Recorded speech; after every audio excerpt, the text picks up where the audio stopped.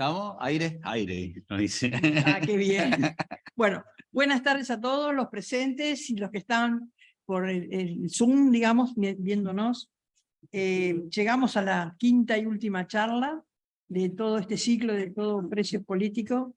Hicimos todo un recorrido que ahora Mati va a hacer como un resumen bien acotado para que fuéramos viendo el contexto, para que fuéramos pudiendo dimensionar las formas en la cual estamos nosotros inmersos y de qué manera, en realidad, cuando pensamos, bueno, el precio, peleamos contra los precios, pensamos que son caros, el productor cobra poco, qué sé yo, qué pasa, por dónde sale, por dónde se escapan, todas esas situaciones que hace que la ciudadanía pague los alimentos caros.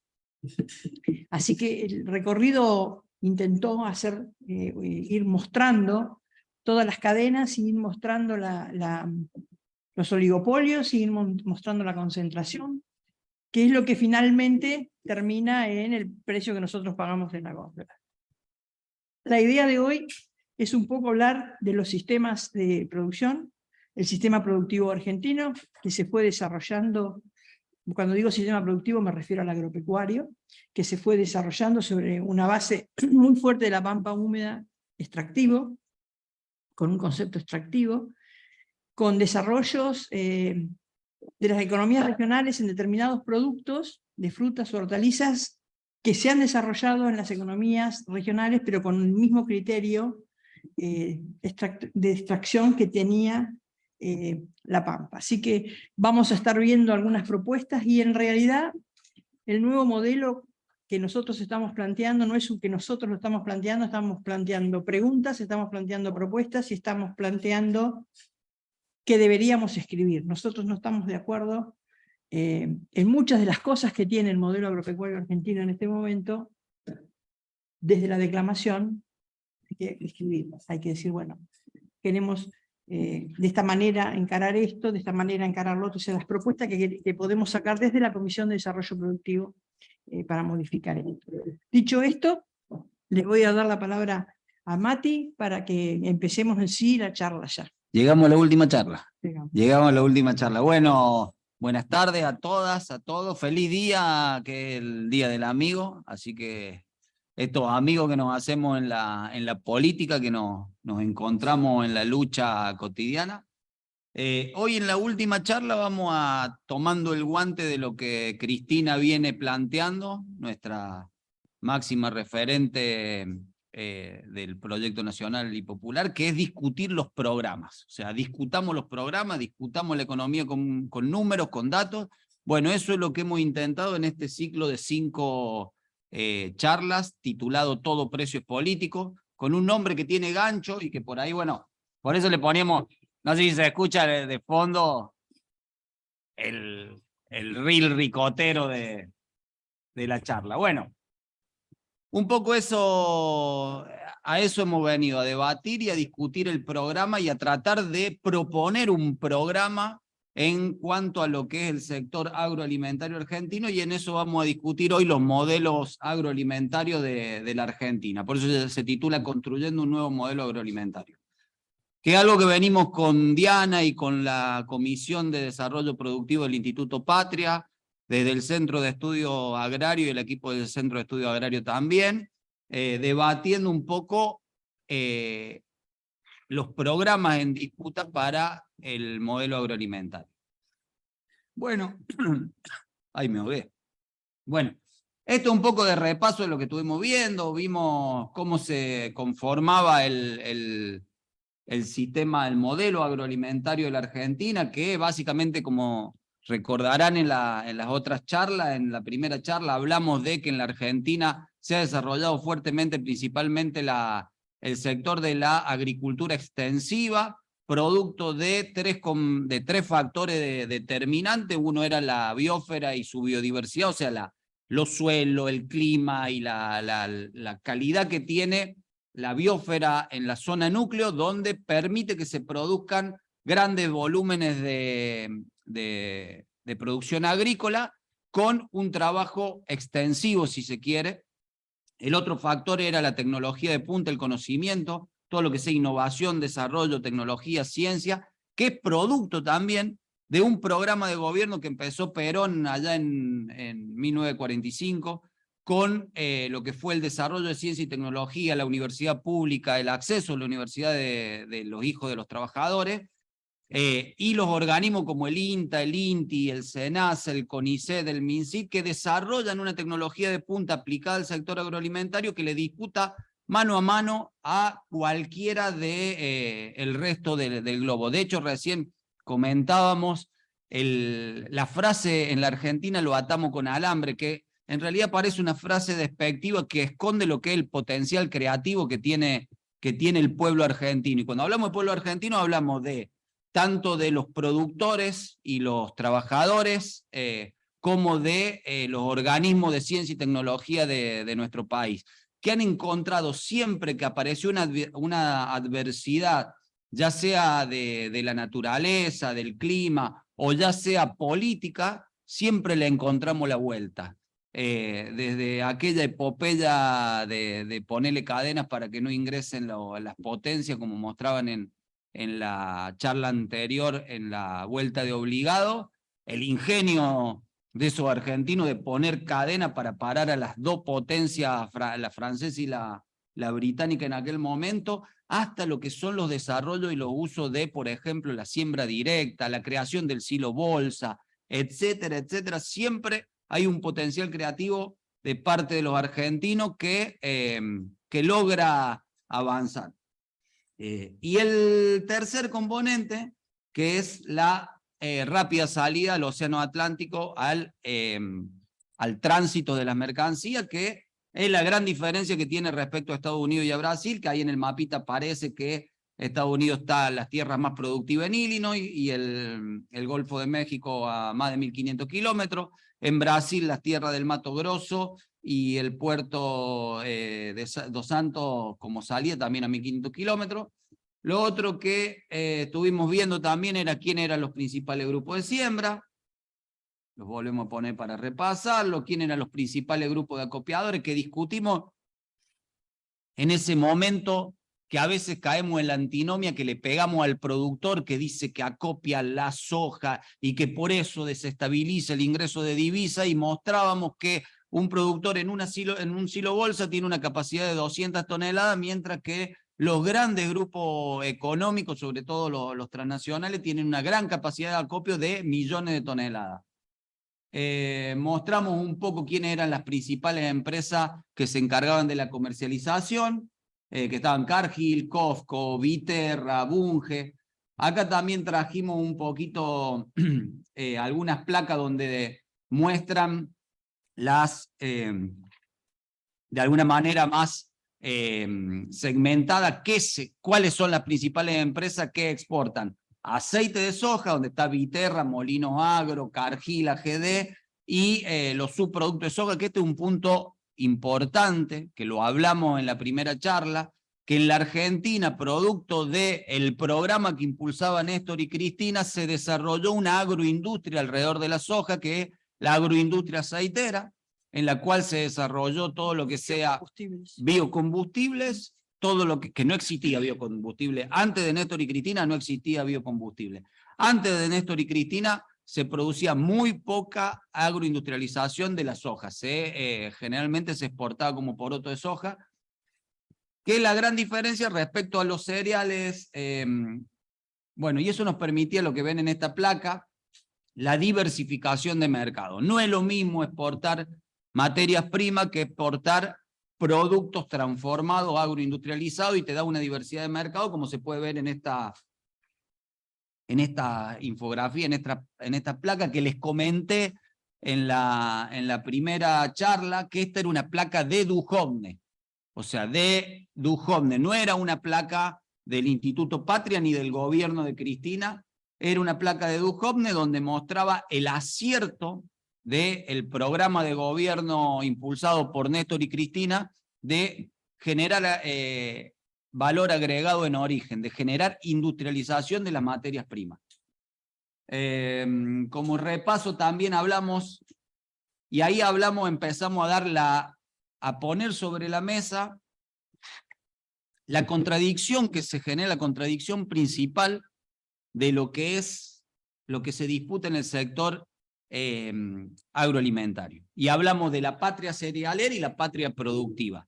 Y ahí, como les mencionaba recién, la soja, a diferencia de lo que son los cereales, sobre todo el maíz, es un producto que se exporta agroindustrializado, en forma de aceite y en forma de harina, mientras que el maíz, el 67-70%, se exporta como materia prima. Y esta es la cantidad de producción que tenemos en la Argentina, 150 millones de toneladas de cereales y oleaginosas, básicamente maíz, soja, trigo, sorgo, avena, girasol, 6 millones de toneladas de carne, entre carne vacuna, carne porcina, aviar, caprina, 730.000 toneladas de captura de pesca marítima, 3 millones de toneladas de cítrico, 10 millones de toneladas de hortaliza y verdura, 11.000 millones de huevos, 1 millón de toneladas de pera y manzana, casi 11.000 millones de litros de leche. Bueno, toda esa estructura se ha desarrollado en la Argentina con un sistema de infraestructura de tránsito, con ferrocarriles, el terrestre o ruta y camino, o el fluvial, que tienen una forma de embudo que todos se desarrollan para pensar en una comercialización hacia Buenos Aires. Vía Buenos Aires y salida al Atlántico. ¿Qué es lo que le ha permitido el desarrollo del capitalismo en otros países, principalmente Europa? Bueno, ahora China está avanzando bastante en eso. ¿Por qué hablamos de la patria cerealera y la patria productiva? Bueno, acá hay una cosa que les quiero mostrar, porque acá empezamos a discutir cuáles son los programas de gobierno que están en disputa, que han estado en disputa en los últimos años.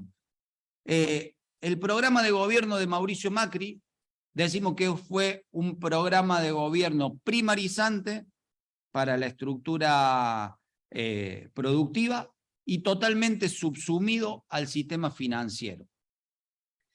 Y en estos dos cultivos agrícolas se observa, y en esta gráfica se ve maravillosamente, cómo la superficie sembrada de soja durante el último gobierno de Cristina fue creciendo de 19 millones de hectáreas hasta 20 millones de hectáreas. Es decir que los productores y todos los actores que invierten en la producción agrícola, le era más rentable producir soja que producir maíz, era más competitivo. Y esa era parte de las políticas de gobierno en las cuales resultaba determinante los derechos de exportación. ¿Y eso por qué era importante? Porque en Argentina tenemos una capacidad instalada de agroindustria de la soja que nos permite industrializar alrededor de 63 millones de toneladas de soja. Es decir que podemos convertir en aceites y en harina 63 millones de toneladas de poroto de soja y exportarlo con el agregado de valor, además de producir los biocombustibles, además de producir otros subproductos que se utilizan de la soja. Mientras que el maíz no tiene ese desarrollo de agroindustrial. De hecho, del maíz en Argentina se requieren para el consumo interno de Argentina alrededor de 12 millones de toneladas de maíz por año. ¿En qué se utilizan esos 12 millones de toneladas de maíz? Básicamente se utilizan en el consumo animal, o sea, en darle de comer a los pollos, a los cerdos y a las vacas para hacer huevo, carne de pollo, carne de vaca, leche y carne de cerdo. Y otra parte que se utiliza para el consumo, pero a grandes rasgos esa es la discusión. Cuando aparece Mauricio Macri e impone su programa de gobierno, lo que hace es sacar los derechos de exportación a todos los productos menos a la soja.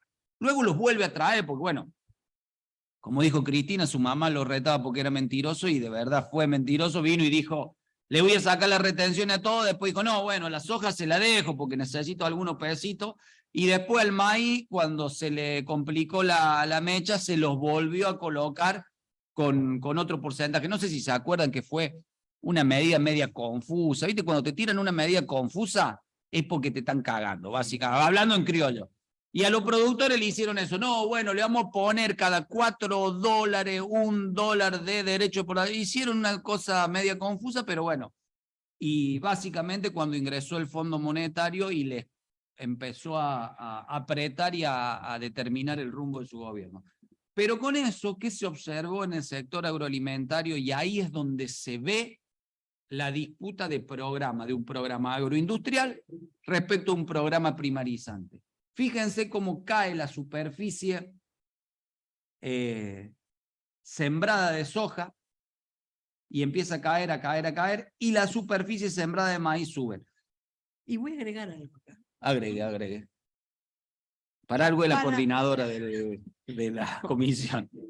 A vistas de la sustentabilidad ambiental, uno diría, qué bien, bajamos la cantidad de hectáreas que dedicamos a la soja, que estábamos ampliando la frontera agropecuaria, desmontando, entonces echamos toda la culpa a la soja, pero en realidad lo que estábamos haciendo ahí es, dejamos de hacer soja, pasamos a hacer maíz, ambos casos dos, con productos que son genéticamente modificados, resistentes al glifosato, o sea, no cambiamos el paquete tecnológico, cambiamos nada más que el cultivo. Eso por un lado. Y por otro lado, a lo mejor sí nos convendría tener maíz si desarrollamos bien toda la cadena de cerdos. Y lo que exportamos después es carne de cerdo y no maíz, para que otros le den de engordar a los cerdos y después nos vendan a nosotros los jamones, ¿no? Exactamente. Entonces, a veces uno tiene que hacer una evaluación holística de todo. Lo que al principio uno dice, qué bueno, bajó la cantidad de hectáreas de soja, pero en realidad lo que fue cambiamos una cosa por otra. No es que nosotros dedicamos esas hectáreas a hacer algo sustentable para el ambiente. Simplemente nos montamos sobre otro cultivo que tiene el mismo paquete tecnológico. O sea, ¿qué quiero decir con eso? Hay que analizar los datos holísticamente y analizar el contexto. ¿Qué conviene y cómo conviene? Y con una particularidad de esto, ¿se acuerdan que le dije que estos dos cultivos compiten en tiempo y espacio? Eso significa que en la misma época del año y en la misma territorialidad se siembran, entonces compiten. Donde vos producís maíz no producís soja, y donde vos producís soja no producís maíz. Por eso cambia esa relación, con una particularidad que son en los volúmenes de rinde por hectárea, que el maíz tiene casi 8 toneladas por hectárea, mientras la soja tiene 3 toneladas, para hacerle grandes rasgos. Para cuando les digo esto, se lo comento para que cuando vean los volúmenes se van a dar cuenta que si bien la soja con casi 15, 16 millones de hectáreas cultivadas se cosechan 50 millones de toneladas de soja, y en el maíz con 7, 8 millones de hectáreas cultivadas también se cosechan 50 millones de toneladas, es producto por eso. El precio del maíz se fue recomponiendo, entonces vos sacabas 8 toneladas de maíz y podías llegar a ganar unos pesos más que con 3 toneladas de soja. Sí, pará, Pedro, que ahí viene. ¿Qué? No, me estaba espoleando. Pedro Sala, está Pedro Sala presencialmente, y viene a espolear la charla, porque dice que el maíz empieza a recuperar el precio y empieza a ganar un poco más. Bueno, pero ahí va el quid de la cuestión. Bueno, la plaquita que sigue es la misma, nada más que la pusimos en gráfico de barra para que también se comprendan. En la barra blanca está la totalidad de hectáreas sembradas de maíz más soja, y en las barras verdes se ve la cantidad de soja y en la amarilla la cantidad de maíz. Fíjense cómo viene subiendo. Viene subiendo el maíz. También hay que decirlo, no cambió sustancialmente con la llegada al gobierno del Frente de Todos la ecuación, sino que lo ve que se mantiene. ¿Y por qué pasa esto? O sea, cuando uno dice, ¿por qué pasa esto? Bueno, y acá empezamos a develar la situación, la afirmación que decimos nosotros, que el programa para el agro está subordinado, está subsumido al sector financiero. Porque ahí nos encontramos, como hablamos en la charla del dólar influencer, ¿se acuerdan la charla del dólar influencer? Que le mostramos unas plaquitas como esta donde analizábamos un informe de la Bolsa de Comercio de Rosario, en el cual la Bolsa de Comercio de Rosario informa de que el 70% de la superficie productiva, la superficie sembrada y cosechada de la zona núcleo, se encuentra en situación de arrendamiento, es decir, que no la trabaja un productor en su campo propio, pero además nos encontramos en el informe cuando vamos develando que no solamente no la produce, sino que la arrienda al campo propio, sino que también va desmenuzando los costos de las labores.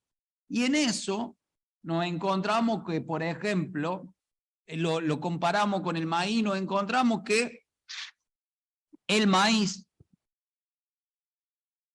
trabajado, el margen del maíz de primera en un campo alquilado, es decir, que hay un inversor que alquila un campo, un inversor que paga las labores, un inversor que paga la comercialización, que paga los impuestos que tenían, le quedaba un 20% de margen de retorno medido en dólares.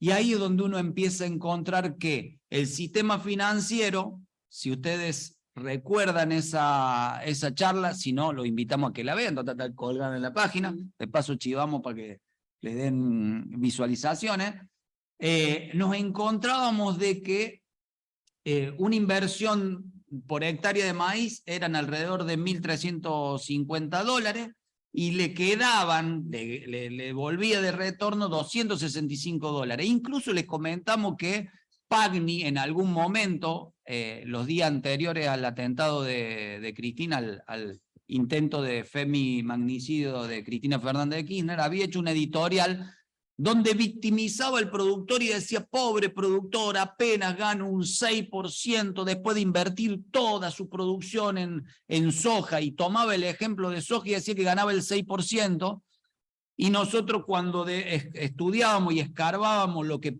ponía Pagni sobre la mesa, nos encontramos que en realidad era el productor, entre comillas, de Pagni era alguien que alquilaba un campo, era alguien que pagaba por las labores de campo, era alguien que pagaba por la comercialización y que pagaba los impuestos correspondientes. Es decir, que le quedaba un 6% por estar sentado en su casa y decir, bueno, estos dólares los invierto acá. Y se acuerdan que lo comparamos con la inversión en sistema financiero. En ese momento nosotros analizamos en la charla de Dólar Influencer que el sistema financiero te pagaba por plazos fijos. O sea, si yo me sobran unos dólares, que no es a nosotros, yo no, a algunos de los que les sobra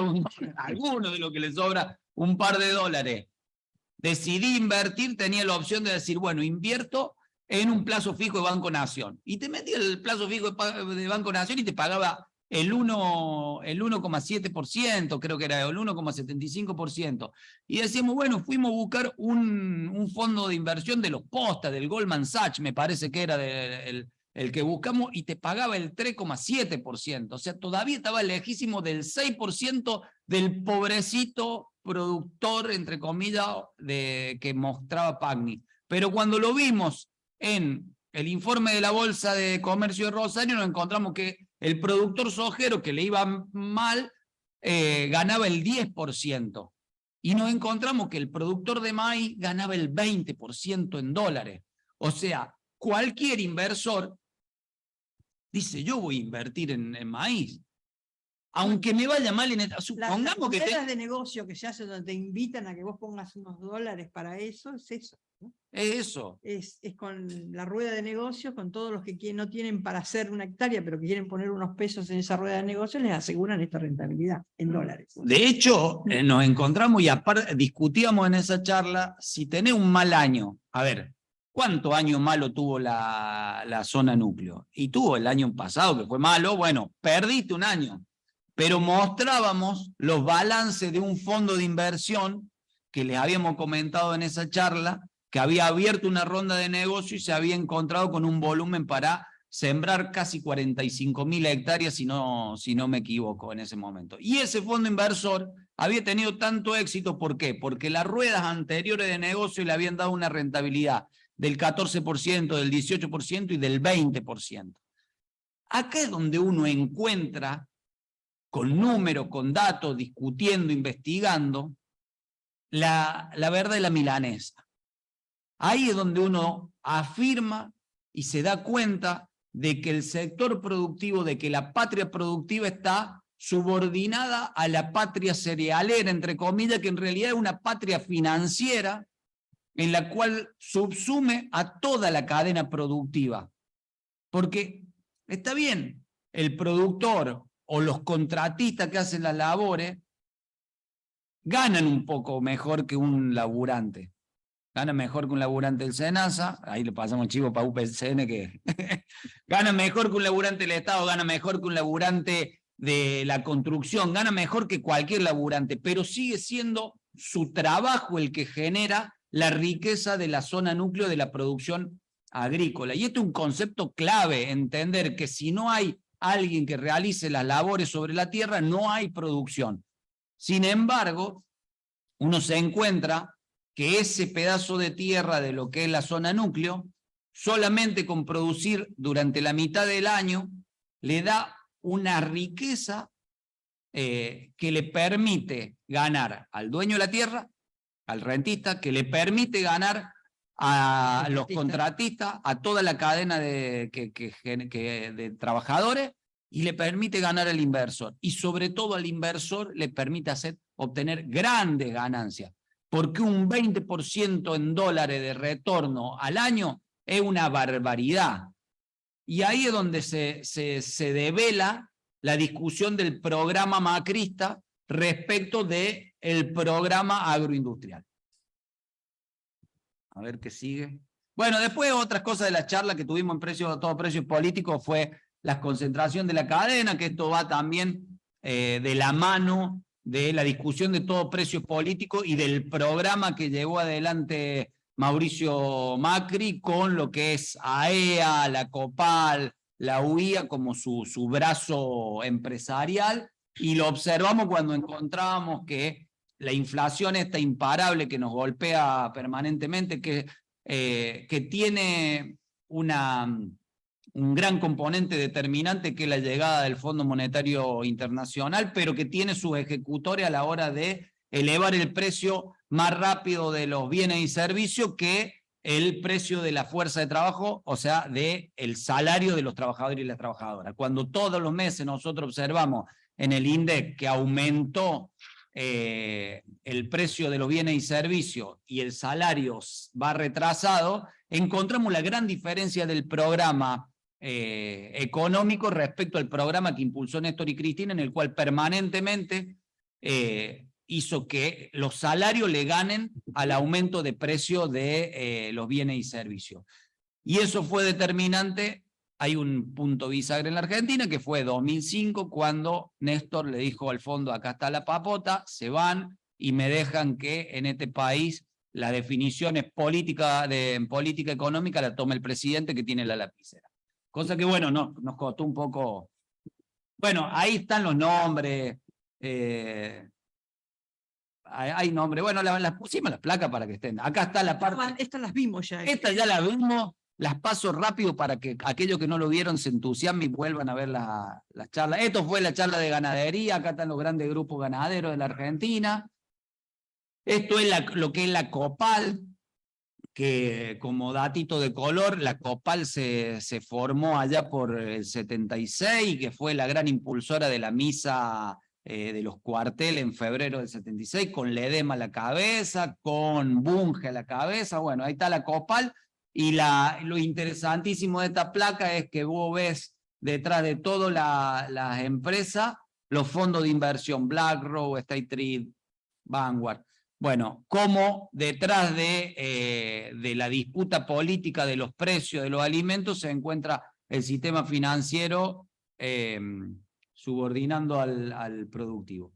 Y esta también, plaquita de color, cuando estas fueron las ganancias en el año de la pandemia, cuando todos estábamos cuidándonos y nos quedamos en casa, menos Alberto que hizo la fiesta, pero bueno, no importa. Estos ganaron un montón de plata. Y esto es otra vez los 3-4 vivos en el 22, en el 2022. Miren la ganancia. Acá sumamos a la anónima. 83% de su venta en dólares. Bueno, nada, todo dato de color para saber quiénes ganan. Ahí están las fotos, los nombres. Bueno. Y este es el otro programa hoy puesto en discusión sobre el sector agroalimentario, que es el programa del Consejo Agroindustrial Argentino. Que en realidad el programa que de alguna manera viene a disputar el programa de la patria cerealera. Y acá hay unas cuestiones interesantes para debatir, para discutir. El programa del Consejo Agroindustrial Argentino es un programa que propone más producción, más trabajo y aumentar las exportaciones, que le ha propuesto al Estado incluso un proyecto de ley. Su base está básicamente en pedir que el Estado reduzca un poco la presión del Estado, como le dicen. Positivo. Básicamente quieren que se le bajen los derechos de exportación y los impuestos a la ganancia. Y entre estos muchachos nos encontramos, estos son los principales, la Bolsa de Comercio de Rosario, la Bolsa de Cereales de Buenos Aires. Son 60 actores de la cadena agroalimentaria argentina y están básicamente todos. Nos encontramos desde la vitivinicultura, la fruta y horticultura, la producción de huevo, la producción de pollo, los productores porcinos, o sea, todo lo que sea empresarios y productores organizados en cámara, en asociaciones, están discutiendo en el Consejo Agroindustrial un plan, un programa para el sector agroalimentario, que tiene una base agroindustrial. O sea, la base de todos estos muchachos necesita agregar valor en origen. No son tontos, obvio que no son tontos, porque bueno, ha habido algunas discusiones en algunos momentos si era lo mismo que AEA, si no era lo mismo que AEA, que algunos están en AEA y otros están en el Consejo Agroindustrial. Los muchachos discuten, y esto no se trata de bueno o malo. Son empresarios que quieren ganar plata, y no está mal. Son empresarios que ganaron plata con el programa de Néstor y Cristina, que crecieron con el programa de Néstor y Cristina, con la gran diferencia que en el programa de Néstor y Cristina había un presidente y una presidenta que tenía la audacia para ir a disputar que la riqueza se distribuya. Entonces, que tuvieron la audacia de hacer que se desarrolle el mercado interno, que los trabajadores participen de la riqueza que se produce en la Argentina y se distribuye de otra manera. Estos muchachos, ¿por qué se reúnen? ¿Y por qué ven y tienen la necesidad de discutir un programa? Porque el programa macrista los dejaba afuera. Como vimos en las placas anterior, las principales empresas como Bunge, como Aceitera General Dehesa, el compañero Urquía, acá está Pedro Sala, vamos a... No, es que claro, es que parte de la rural, no la rural de Córdoba, no la rural buena de Córdoba, porque Córdoba tiene 3 sociedades rurales. Una buena que es la Sociedad Rural de Córdoba, y después la otra 2 que es la Sociedad Rural de Jesús María y la de Río Cuarto, que tienen un programa más primarizante. Hay que decirlo, ¿no? No vamos a hablar de buenos y malos, sino de otros intereses en disputa.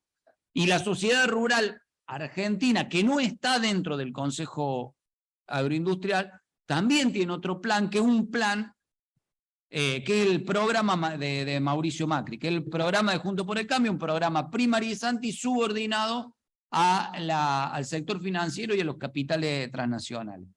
Estos muchachos se juntan, ¿por qué? Porque vieron que cuando Mauricio Macri impone su programa, no era el programa que les convenía a ellos. Claramente, si una empresa transnacional como Glencore, o ahora llamado Viterra, invierte en Renova junto con Vicentín, que fue la fábrica de aceite más grande del mundo, y hace una gran inversión para industrializar la soja, y observa que los números son favorables al cultivo del maíz y no al de soja, porque el programa que impulsaba el gobierno de Mauricio Macri le era más favorable, se encuentra con que no le gusta esto. Si tiene inversiones en ganadería, en frigoríficos, en algodón, bueno, en ganadería, por ejemplo, que se haya caído el consumo interno de la carne, como vimos en la charla de ganadería, eso le afecta directamente a los frigoríficos. Por eso los frigoríficos también se juntan acá y dicen, che, que se afecte el consumo interno del azúcar, que ahí también están los ledemas, es algo que le golpea el bolsillo. Entonces esta gente no es tonta y dice, bueno, tenemos que hacer un programa que nosotros también ganemos plata. Entonces proponen este programa.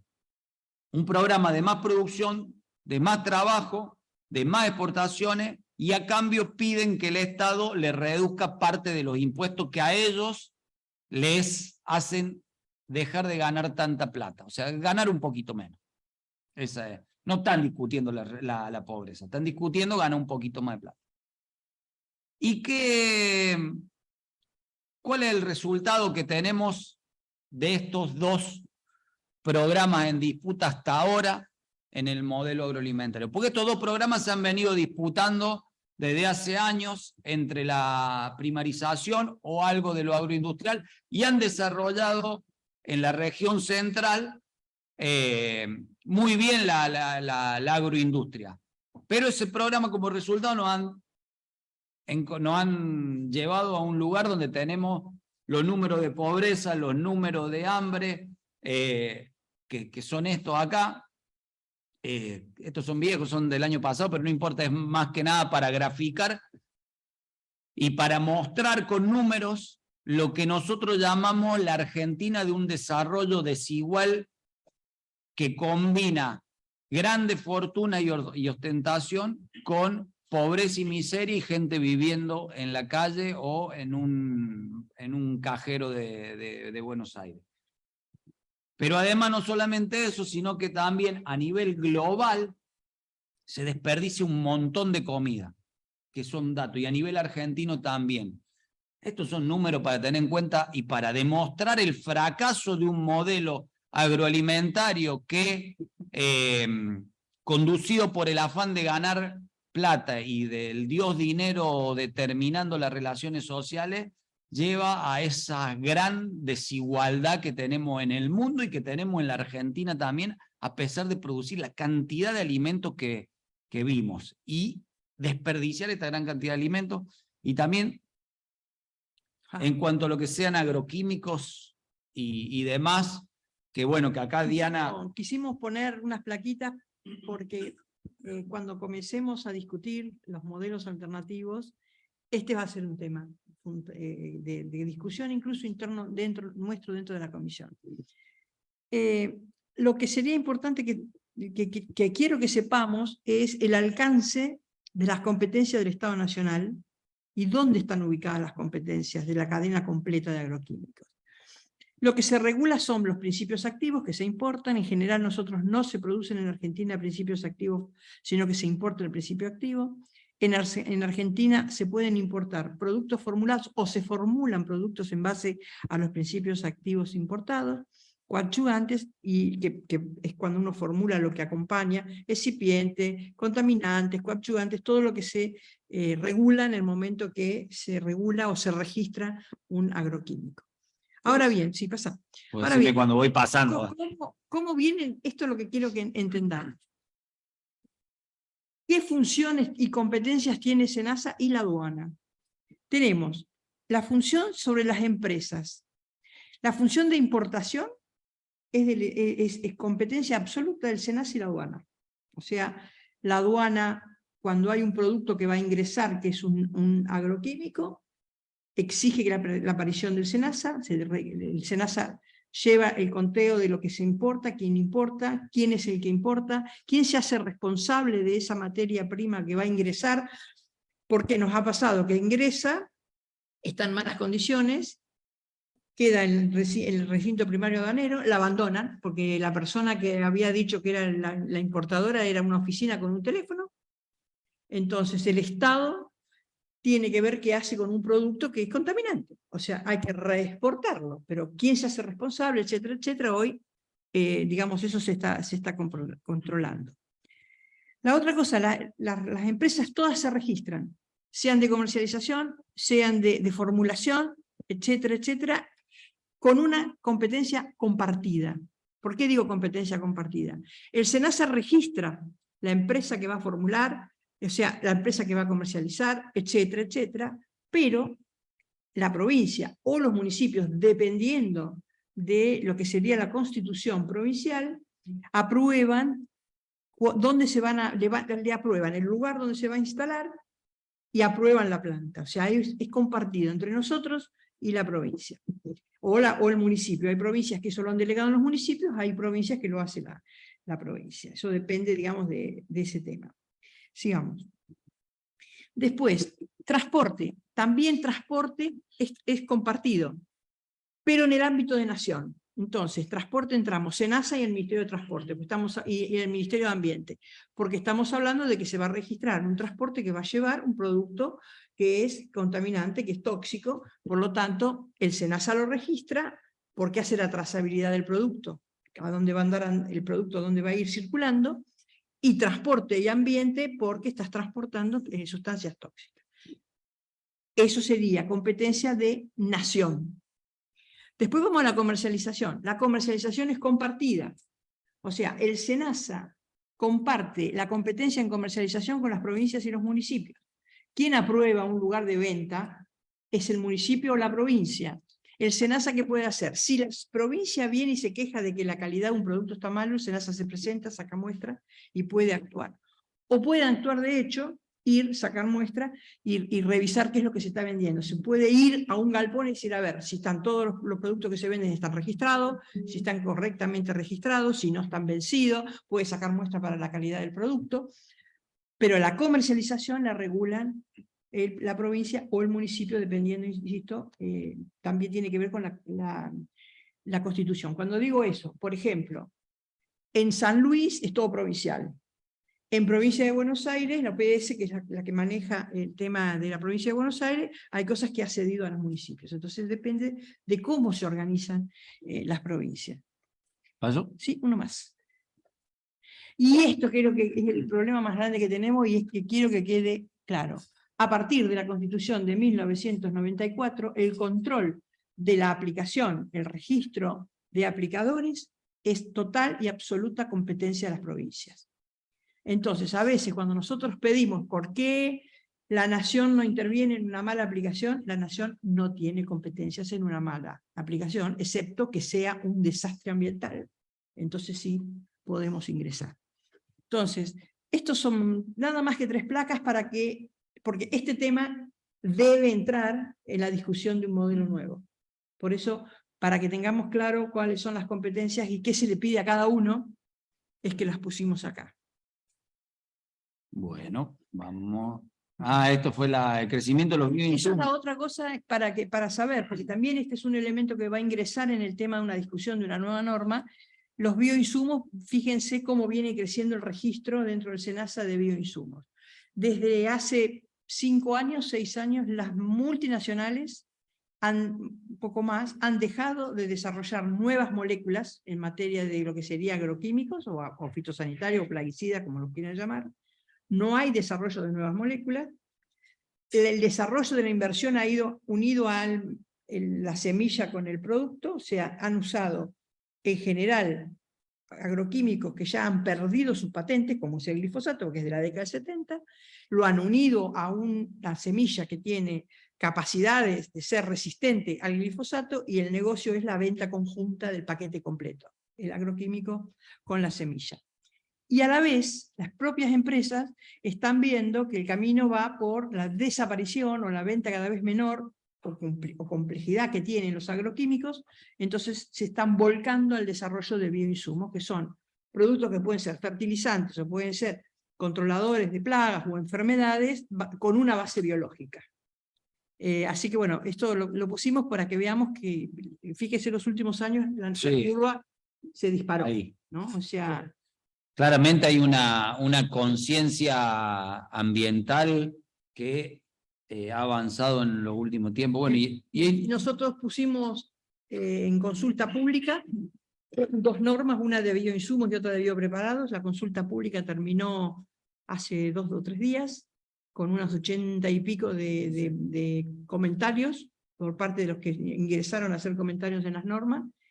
Y este martes se hizo un taller latinoamericano con el análisis y la discusión de cómo deberían ser las normas de bioinsumo, las normas de biopreparados. Nosotros estamos llamando biopreparados al desarrollo que producen la agricultura familiar o las micropymes, que no son industriales, sino que son fabricaciones que son artesanales, versus los bioinsumos que en realidad tienen una característica industrial. bien.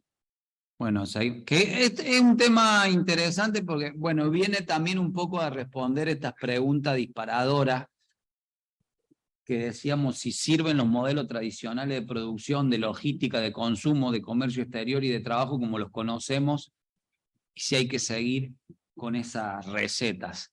Que creo que fue bisagra el momento de la pandemia para reflexionar en estas cuestiones, y como lo vimos recién en esa placa, claramente hay un momento bisagra donde la humanidad está repensando algunas cosas y obviamente las empresas transnacionales también, y quieren repensarlo a eso sin dejar de ganar plata.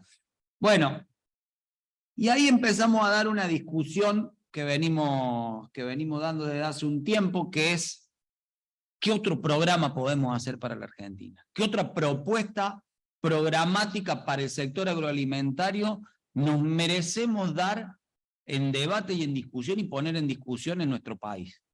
Porque como vimos, estos 2 modelos en disputa no han logrado transformar una Argentina federal, inclusiva, que iguale el desarrollo territorial.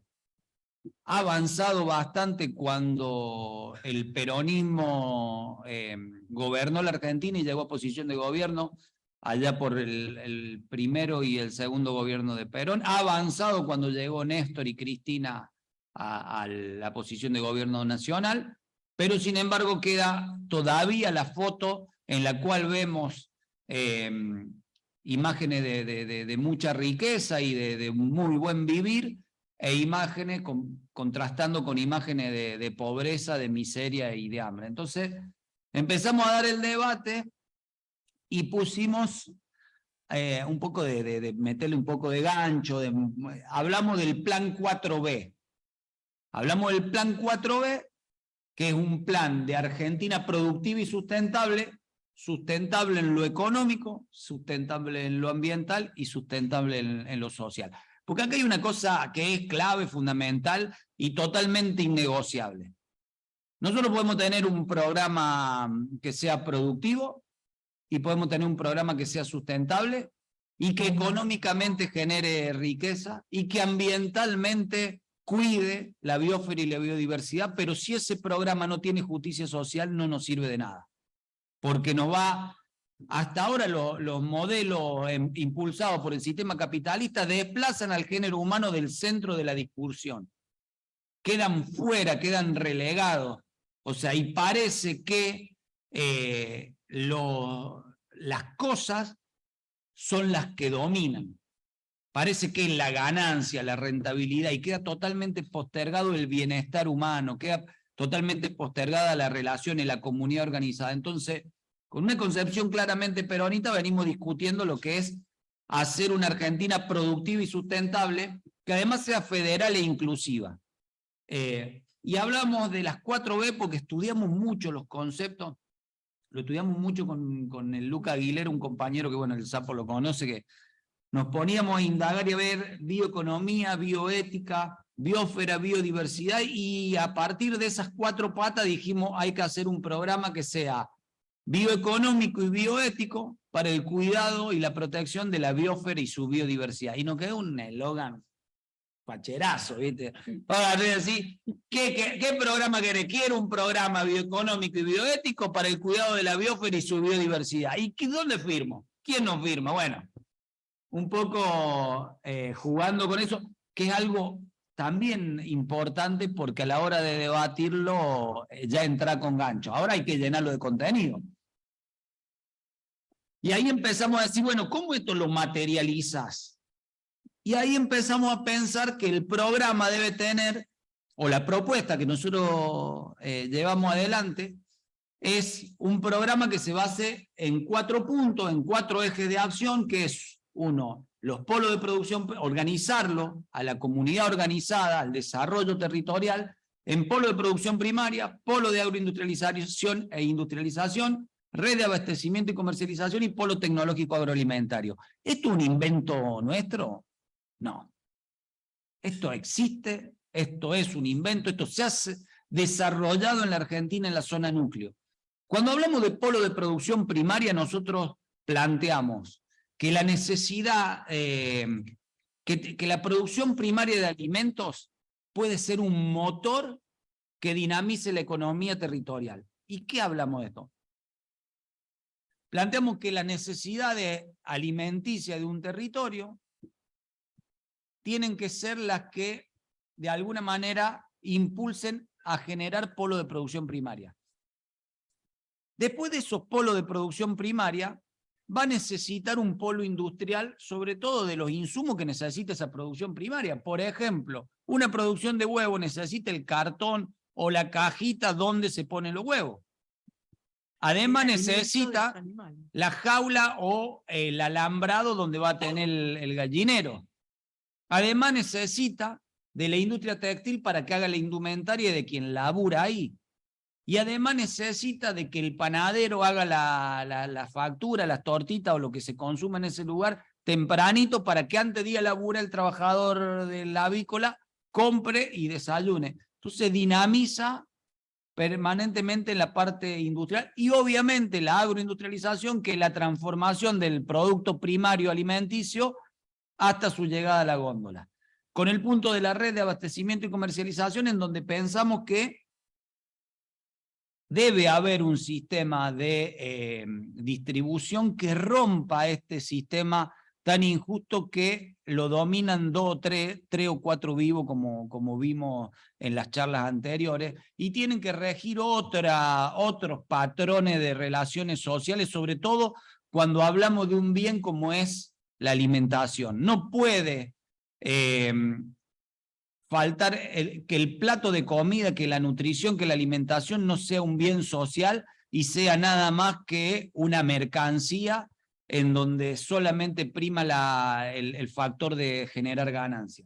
Y acá es donde hablamos muchas veces del rol de lo que es el cooperativismo y el asociativismo y la vinculación entre regiones, porque obviamente nosotros no se va a poder producir todo lo que se consume en un territorio, se va a poder producir parte de lo que se consume en ese territorio, pero no vamos a poder producir yerba mate en La Rioja, ni aceituna en Misiones. Entonces debe haber una vinculación que rompa esa estructura de salida al Atlántico y se vincule para decir qué tiene uno, qué le sobra al otro, e incluso con la nueva tecnología hablamos de la vinculación virtual de eso. Y el cuarto punto, hablamos de lo que son los polos tecnológicos agroalimentarios. ¿Qué son los polos tecnológicos agroalimentarios? Básicamente es articulación público-privada que se ha desarrollado en la zona núcleo, donde vos ves productores como Apresit, empresarios como los de Biosere, articulando con el CONICET, con el INTA, con el Estado, con las universidades, para generar tecnología de punta aplicada al sistema agroalimentario. Esas es un polo tecnológico. ¿Qué nos imaginamos? Que para resolver las necesidades de un productor de La Rioja, o un productor de Mendoza, o un productor de Salta, de Jujuy, debe tener las instituciones como el INTA, como las universidades, como el CONICET, como el SENASA, cerca del productor e interactuando con el productor para resolver las problemáticas que tenemos. Hoy tenemos un INTA que es maravilloso en cuanto a la creación, pero muchas veces se quedan en paper de grandes investigadores. Tenemos un tractor chango que es maravilloso para lo que es los campesinados, para lo que es los pequeños productores. Sin embargo, lo vemos poco en el territorio en manos de una cooperativa de pequeños productores o una comunidad originaria o una asociación campesina. No lo vemos ahí. Tenemos una ensachetadora que ensacheta leche y la pasteuriza. En el mismo acto. En el mismo acto. Y no lo vemos en una asociación, en una cooperativa de productores en La Rioja para que le brinde la leche a la comunidad donde reside. Entonces esas son las problemáticas que tenemos que discutir de fondo, de que los polos tecnológicos agroalimentarios estén en fuerte vinculación con los actores territoriales y en pos del desarrollo nacional. ¿Lo hemos discutido? Sí, atamos con alambre, no, tenemos un gran potencial creativo para resolver las problemáticas que tenemos, siendo sustentable ambientalmente y sustentable económicamente y socialmente. Bueno, acá hay un par de conceptos que le dan un poco más de carne y de materialidad a estos 4 puntos. Hablamos de que se puede hacer una gran red de conectividad rural que conecte cada punto del país a través de la virtualidad, la nube nacional de datos rurales. Hoy los datos se los están quedando las grandes empresas. Vos entrás a la página de Bayer y tenés una aplicación en la cual vos cargás los datos de tu producción, le sacás una foto a la vaca y te dice en qué estado corporal está la vaca, si está muy flaca, si está bien o si está muy gorda. Le cargas los datos de los celos que tuvo la vaca y te dice cuándo va a entrar en celo de vuelta. O sea, y en eso se está quedando con los datos, Fer. Que hace 30 años te produce tractores con sensores que saben encima te los ven y saben absolutamente todo tu territorio, cómo es todo tu campo, tu territorio, tu... Maravilloso lo que trae el Fer. El Fer cuenta el ejemplo de John Deere, que hace 20 años atrás tomó la decisión empresarial de agregarle un GPS a su maquinaria. Y se la vendía a los productores al mismo precio, capaz que un poquito más caro. Y el productor estaba chocho porque tenía en su tractor, en su maquinaria, un GPS que le referenciaba todo. Y claro, el productor del lado, que como saben todos, acá Pedro Sala lo sabe, cuando el productor ve que el productor del lado compró un tractor con GPS, quiere tener el tractor con GPS. Yo también lo quiero. Entonces agarraba y se compraba eso. A lo largo de 10 años se quedó John Deere con la mayor base de georreferenciación, calidad de suelo, precipitaciones del mundo, y no solamente que lo obtuvo gratis, sino que además los productores pagaron para tener esa tecnología en su tractor. Eso no nos puede pasar como país. El conocimiento de nuestros productores tiene que estar protegido porque tiene mucho valor. Tiene mucho valor y es clave en el mundo que se viene y en la disputa global que se está dando entre las potencias del G2, entre las grandes empresas transnacionales de tecnología, entre China y Estados Unidos, que se ve como China y Estados Unidos, pero en realidad son empresas, más que Estado-nación. Bueno, por eso hablamos de eso, hablamos de la creación de la plataforma de inclusión y vinculación agroalimentaria, donde se sociabilice la información y donde el productor con el Estado, siendo el garante de ese conocimiento, esté mediando esas relaciones, y para eso pensamos los polos tecnológicos desarrollados por regiones, con nodos científicos provinciales. Bueno, no quiero aburrirlo acá con conceptos, pero que son fuertes, tienen una carga conceptual muy fuerte, como proteger los recursos naturales y garantizar la soberanía alimentaria, priorizar la alimentación y la nutrición de los argentinos y de la Argentina, y en solidaridad con los pueblos hermanos de Latinoamérica. Inclusión y democratización del conocimiento y tecnología, soberanía del conocimiento, soberanía agroalimentaria, promover el desarrollo territorial con inclusión, arraigo y movilidad social ascendente, que ahí lo hemos charlado mucho con Diana. Hoy es determinante esto de la virtualización, la informatización y la digitalización de la ruralidad. Muy importante en cuanto a lo que es el arraigo. Hasta no hace muchos años atrás, cualquier hombre o mujer nacido en algún pueblo rural o de lo mal llamado interior del país, migraba buscando educación. Migraba para ir a la universidad, migraba para ir incluso en algunos lados para ir a la secundaria, y obviamente si después quería hacer un posgrado, quería continuar su crecimiento intelectual, debía estar en los grandes centros urbanos donde están las universidades y los lugares de conocimiento. Actualmente, hoy tenemos, ¿cuántos conectados tenemos? 22 personas están viendo las cosas que decimos conectados virtualmente. Hoy vos haces un posgrado y no necesitas irte de, no sé, de Las Arrias al norte de Córdoba o de Rayo Cortado, de ahí donde Pedro Sala, o irte de La Dormida o Las Catitas en Mendoza, o de Chamical, La Rioja, a Buenos Aires. Solamente necesita que tenga un buen internet. No es tan difícil. Pero bueno, son las discusiones que...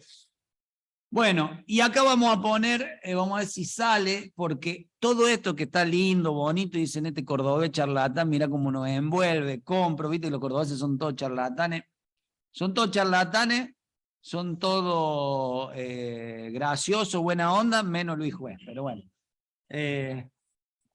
Bueno, vamos a poner la producción láctea como ejemplo, porque acá creo que se puede palpar lo que estamos proponiendo como programa, porque esto que yo les dije con todas esas palabras lindas, como les conté recién, se ha desarrollado en la región central, en la zona núcleo. Vos agarrás y partí Córdoba de la sierra para el este, centro-este de Córdoba, partí Santa Fe para el sur, De la mitad del sur. y ves Buenos Aires y parte de Entre Ríos, y hay un desarrollo tremendo de polo tecnológico agroalimentario, de polo de producción primaria, y hablamos de leche, de huevo, de carne, de un desarrollo industrial y agroindustrial, de conocimiento de punta. O sea, todo esto que dijimos nosotros se desarrolló en la Argentina, en la zona núcleo, no así en la otra provincia. ¿Cómo? Bioser es un ejemplo. Bueno, y nosotros decimos, todo esto lo podemos desarrollar en el resto de las provincias y lo podemos llevar a cabo fuera de la región pampeana. Desarrollar la Argentina federalmente e inclusivamente, y ponemos como ejemplo la producción de leche y vamos a ver si sale, a ver si se escucha.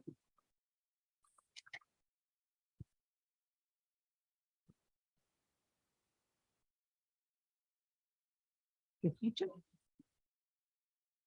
La provincia argentina de Mendoza es otro ejemplo de miseria y hambre.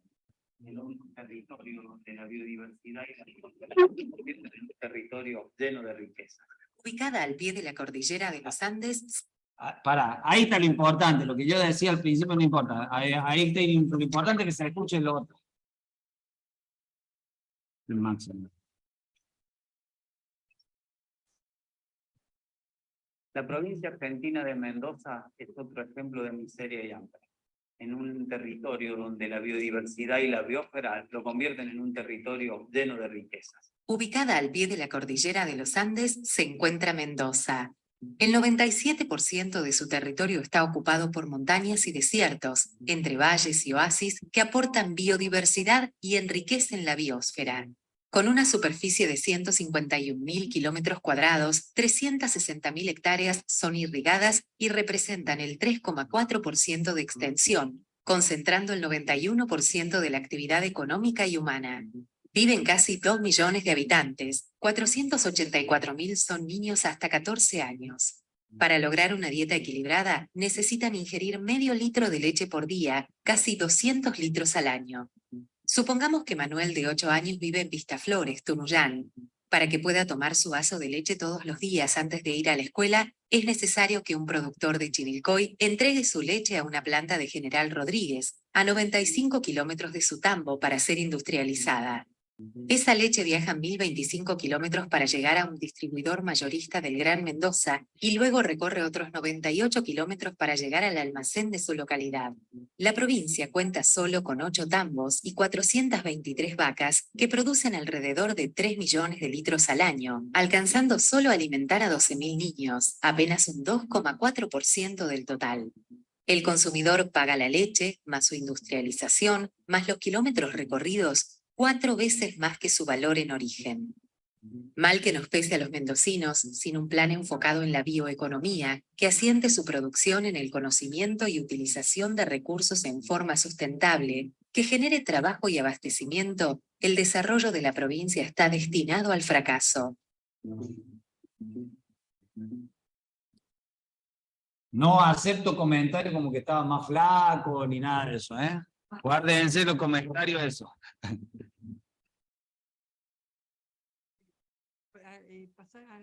Porque si no los que están del otro lado no escuchan. Yo soy cordobés malcriado en Catamarca. Había una cooperativa muy importante que se llamaba Cotalí, hoy una empresa del Estado. Tenía en su momento más de 400 tamberos, hoy tiene 5. Tenía una producción de más de 100.000 litros diarios y hoy tiene 5.000.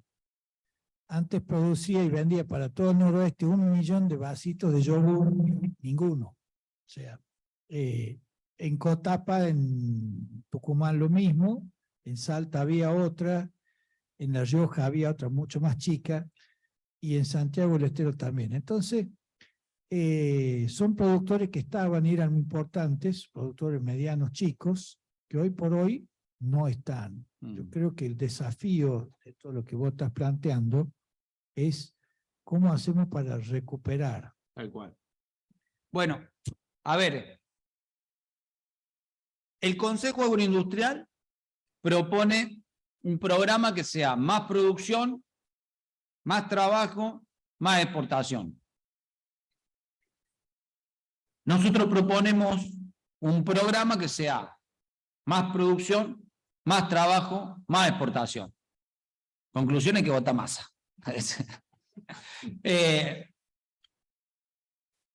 ¿Cuál es la diferencia? O sea, porque vos agarré y decís, bueno, ¿y qué están proponiendo desde la Comisión de Desarrollo Productivo y del Centro de Estudio Agrario esta gente? La gran diferencia es que nosotros lo que proponemos, en vez de que el Estado reduzca su presión impositiva sobre los grandes grupos económicos, nosotros proponemos que el Estado sea un Estado de un rol activo, inversor y promotor de las inversiones en la producción extrapampeana de alimentos, desarrollando los polos de producción primaria, eficientizando el uso de recursos como el agua, como energía renovable, promoviendo las pasturas para reducir los gases de efecto invernadero, promoviendo la industrialización y la agroindustrialización. Y muchas de esas discusiones en los últimos años, la verdad que he tenido la contrapropuesta lo contradictorio de decirme, no funciona. Muchos en Buenos Aires, en Santa Fe, en Córdoba, me dijeron, la lechería no anda, no hay tambo en Mendoza porque no funciona. Sin embargo, parte de lo que ahora le voy a mostrar qué estamos haciendo y qué se está trabajando. Bueno, este es el tambo Huercio. El tambo Huercio es un tambo que está ubicado en Guaymallé, en Mendoza. En Mendoza, como vieron en el video, apenas se produce el 0,9% de la cantidad de leche que consumen los mendocinos y las mendocinas. Si todos los mendocinos y las mendocinas consumen lo que tienen que consumir de leche, 200 litros por año, en total hablamos de productos lácteos, 200, 210 litros de leche, como consumíamos los argentinos y la Argentina cuando Cristina dejó el gobierno en 2015, el 99,1% proviene de la cuenca láctea de la Argentina. Y me dicen, en la cuenca láctea es donde conviene porque la rentabilidad da, los números dan. Es cierto, acá estos números están del año pasado, creo que era, no me acuerdo si era en julio o en agosto. En ese momento, el litro de leche en la tranquera, en la cuenca láctea, estaba alrededor de 26 pesos, 27 pesos. Al tambo huercio le costaba 45 pesos el litro de leche. El precio de venta al público del tambo huercio era 90 pesos. El sachet de la Serenísima llegaba a 160, 170, la góndola de Mendoza, después de viajar 1000 kilómetros.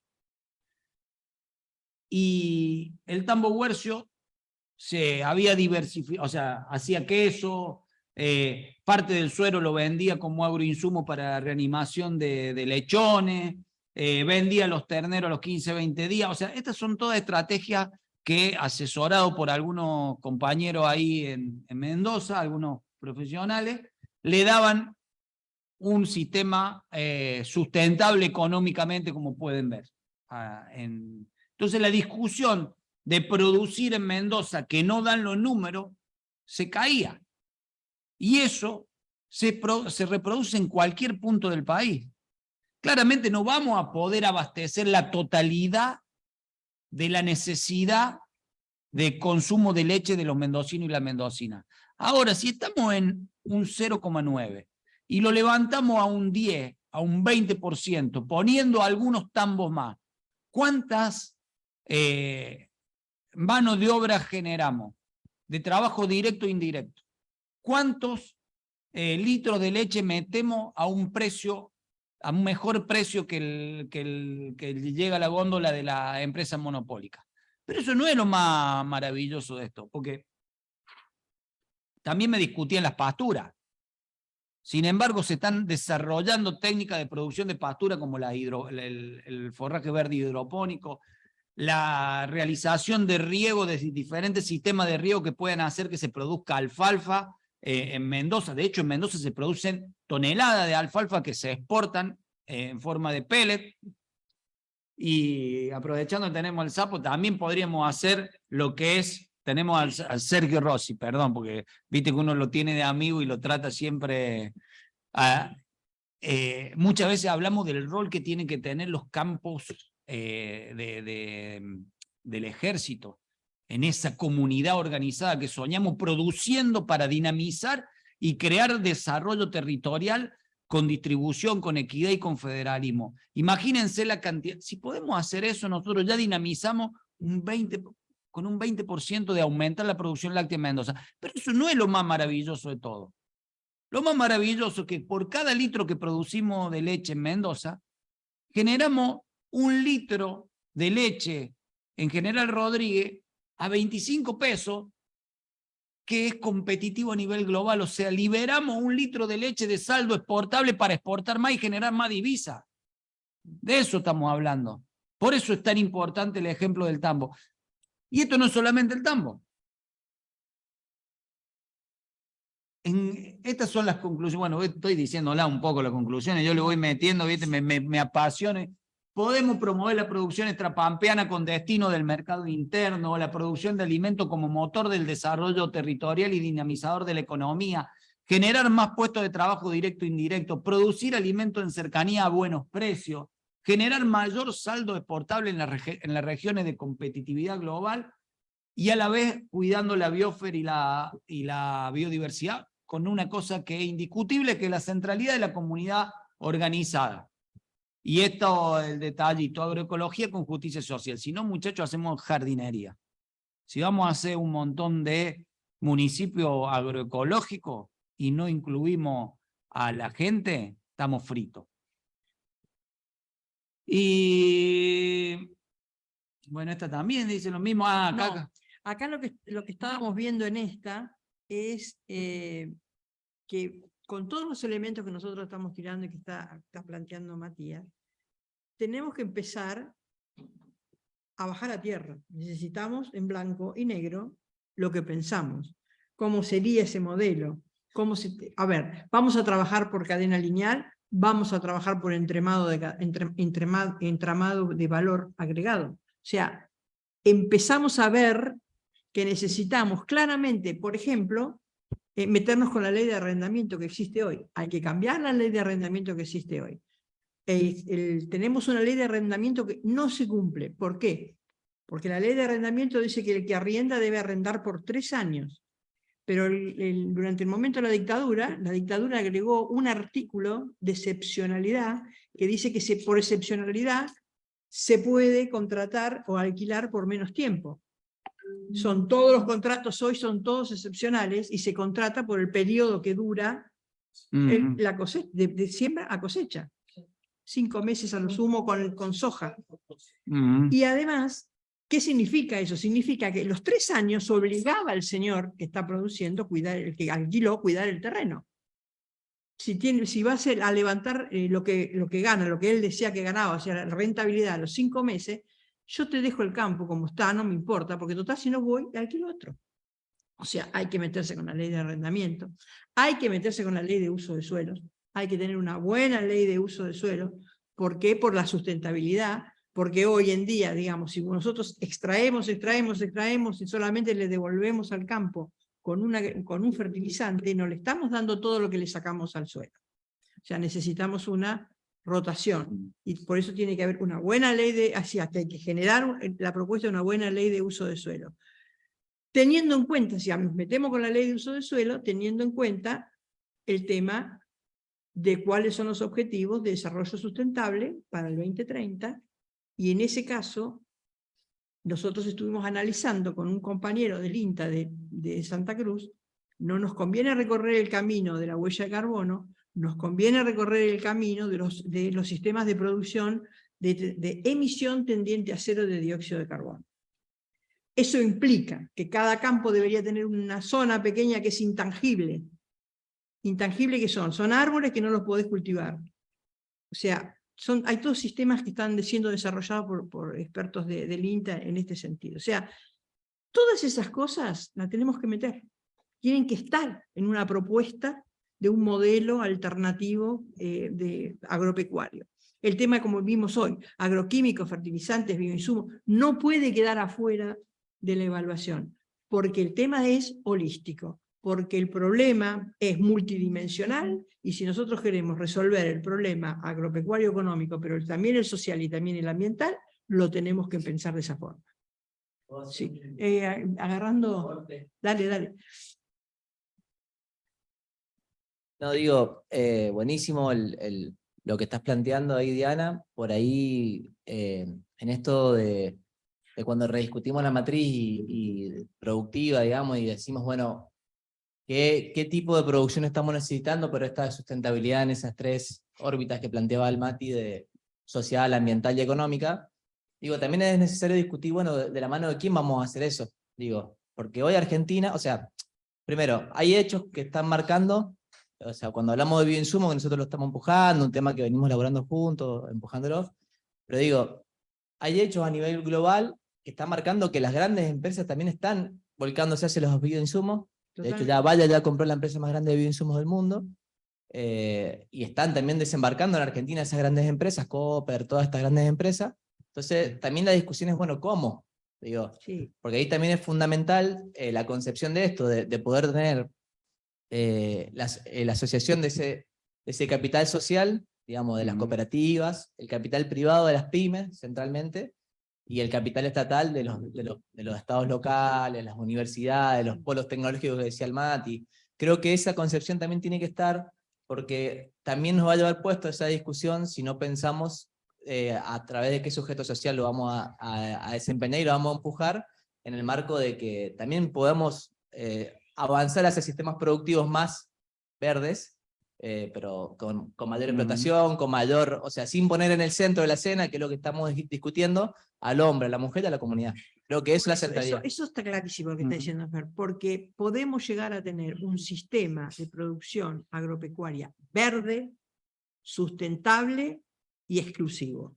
Hacia eso se va, si no caminamos. Si nosotros no lo trabajamos, no tenemos la propuesta, el mercado va a hacer eso. Hoy en día ya no podés controlar las malezas sin andar con un avión, sino con un dron. ¿Y eso qué significa? Eso significa, hacia eso vamos. Si nosotros no tenemos una propuesta y no lo trabajamos, es lo que vos decís. la sustentabilidad del modelo agropecuario, cuando nosotros decimos modelos agropecuarios sustentables, no asegura la inclusión social. Eso es una acción que debe ser puesta en la mesa de discusión. Si no, vamos a tener todo muy verde, pero con ganancia para pocos. Y seguimos teniendo la gran mayoría de nuestra población y ciudadanos pobres. Claro, claramente, por eso insistimos tanto en eso de lo que es la justicia social. Bueno, y a ver qué viene, ¿qué estamos haciendo? Porque hasta ahora fue todo biribiri, ¿viste? Todo chamullo, todo... Bueno, mostraron parte de lo que... Mostraron parte de lo que estamos haciendo. Lo de bioinsumo es fantástico, lo que se está haciendo, esto del crecimiento y la aprobación, y esto que contaba Diana que está haciendo en el SENASA, lo que está haciendo Fernando de la Dirección de Desarrollo Productivo y Sustentable en la Subsecretaría de la Mili Barbieri. O sea, hay un equipo de la Comisión de Desarrollo Productivo del Instituto Patria y del Centro de Estudio Agrario, que va haciendo, que son funcionarios que funcionan, como lo de defensa, vamos, son funcionarios que funcionan y que están, sí, todo funciona. Desde la llegada de Massa está funcionando claramente, sí, lo vemos en el índice de inflación, que viene bajando, sin discusión. Bueno, quiero hacer un comentario sobre eso. Estos días salió en los diarios que las mayores empresas que han estado o que están solventando la campaña electoral de Juntos por el Cambio, tenemos a Techin, creo que es la primera, es Techin, la segunda debe ser Asindar, ambas dos, las que más ganaron con el gasoducto. El gobierno nacional y popular. Exactamente. Más perdieron con el gobierno de Macri. Exactamente. Pero insiste, ¿no? Es un problema de antiperonismo en la cabeza. O sea, nada, era para un detallecito. Pequeño detalle de color. Con este otro detalle. Es decir, los productores Que pasaron de soja a maíz fue porque sacaron las retenciones al maíz. Entonces, si producía 8 toneladas sin retención, ganabas el doble que con la soja. Claro. Digamos. Bueno, esos productores obviamente cuesta mucho hoy, pero el maíz tenemos otro problema. El 70% del maíz se manda primario, el 30% se industrializa. Con la soja es inverso, el 90% se industrializa y el 10% es primario. Ahora, voy a decir, ¿cómo hace para que el productor sojero nos acompañe? Porque el otro, digamos, va a ser más difícil. Sí, está clarísimo el aporte. Bueno, un poco de eso claro, un poco de eso se ha tratado las charlas. Claro, un poco de eso se ha tratado las charlas, el ciclo de charla, esto de tratar de debatir con números, porque nos comemos la curva muchas veces de lo ideológico, el peronismo, el kirchnerismo, de golpear no sobre el enemigo principal, sino que claro, exactamente, cabeza y corazón. No, está claro, o sea, la parte, nadie quiere que dejen de ganar plata. De hecho, el peronismo no quiere que la gente deje de ganar plata. No, de hecho, ganaron plata con los gobiernos de Néstor y Cristina. Empezaste que las empresas, está bien que ganen, pero son insaciables, son los adictos. O sea que, ¿hasta dónde le das droga al adicto? Perdón. Yo tengo ahí una diferencia de criterio en esto. Cuando analizamos las empresas, analicemos las multinacionales y las de capital argentino. Con la de capital argentino te podés sentar a discutir. Con las multinacionales son accionistas que ni siquiera están acá, que lo único que van a querer es que les den los números. Perdóname, que discrepe y te voy a decir por qué. Yo me he sentado con Paolo Roca, el abuelo del que está ahora, hace muchísimos años. Y en ese momento era una empresa argentina. Yo le he conocido... A la cual el Estado le pagó la deuda externa. Por eso. O sea, tienen empresa porque todos nosotros pagamos la deuda externa. O sea, en ese momento en Argentina, ahora es de Luxemburgo, no sé de Por dónde. eso. Al señor Goyo Pérez Compán, cuando los salesianos lo hacían ir hasta su veraneo en Brasil en un Ford Falcon, porque no Perdón, había carretera, hoy Pero tiene esas no son 5%. Argentinas. Que el No, tipo, pero perdona, eran perdona, argentinos, pero que eran pero- empresas pero que la argentinas, nos persona, ayudamos por escúchame, argentinos y ahora que la me persona, somos más que argentinos. el CEO, porque cuando se privatizó y se vendió todo en la década del 90, muchos vendieron la empresa y quedaron como CEOs para tener el apellido. Eso no significa que sean argentinos, para mí no. O sea, estamos hablando de verdaderos empresarios que son los tipos que están acá y que no vendieron los activos al exterior y que quedaron como El CEOs. último caso que podemos poner, Vicentino.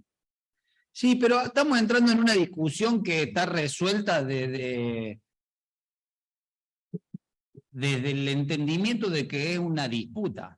O sea, la disputa de la humanidad, la disputa del sistema capitalista es entre empresarios y trabajadores, entre quienes producen y trabajan y quienes viven de quienes producen y trabajan. Y en esa disputa, claramente quieren ganar cada vez más plata y hacer que apropiarse la mayor cantidad de riqueza. Y ahí es donde aparece el Estado con el peronismo, con el peronismo jugando un rol de decir yo garantizo que la conducción de la economía la tenga el Estado para que, Vamos a algo que pasó. pero para que se nos escapa el... 20 minutos nos quedan. Nos quedan 20 minutos y así por ahí cerramos un poco. Lo que queríamos mostrarle acá un poco qué se está haciendo en esto de... Bueno, esta es una placa donde hablamos de la dupla goleadora, hablamos de la importancia de YPF Agro, de la importancia de la épica de Cristina recuperando YPF para los argentinos y las argentinas. Y en materia agroalimentaria, lo que es el área del agro de YPF.